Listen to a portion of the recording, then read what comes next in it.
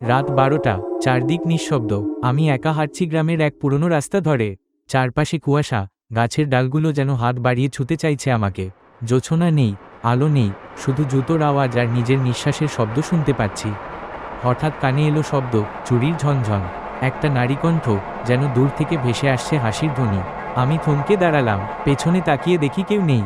আগে তাকাতেই দেখলাম রাস্তায় এক পায়ে দাঁড়িয়ে একটা ছায়ামূর্তি। মাথায় ঘোমটা, সাদা শাড়ি, পা মাটিতে নেই। আমার রক্ত হিম হয়ে গেল। সে ধীরে ধীরে ভেসে আসছে আমার দিকে। মুখটা দেখা যাচ্ছে না, কিন্তু গলা শুনতে পাচ্ছি, একা কেন চলেছ পথিক? আমার সঙ্গেই চলো। আমি হাঁটতে চাইলাম, কিন্তু পা যেন আটকে গেছে। সে এগিয়ে এলো, মুখটা তুলে ধরল। ও মুখ নয়, একটা বিশাল ফাঁকা গর্ত। যেখানে মুখ থাকার কথা, সেখানে অন্ধকার কেবল টেনে নিতে চায়। আমি চিৎকার করে উঠলাম, কিন্তু গলা দিয়ে কোনো শব্দ বের হলো না। তারপর চোখ খুলে দেখি আমি বাড়ির ঘরের মেঝেতে, কিন্তু দরজার বাইরে ভেজা মাটিতে একটা পায়ের ছাপ।